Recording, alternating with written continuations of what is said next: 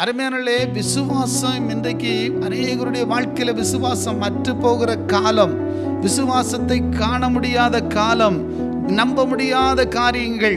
அருமையானே, விசுவாசம் என்பது காணப்படாதவைகளின் நிச்சயமும் நம்பப்படுகிறவைகளின் உறுதியுமா இருக்கிறதாக எபிரேயரின் புத்தகம் அப்படியா நம்ம வாசிக்கிறோம் இல்லையா 11வது அதிகாரத்தில்.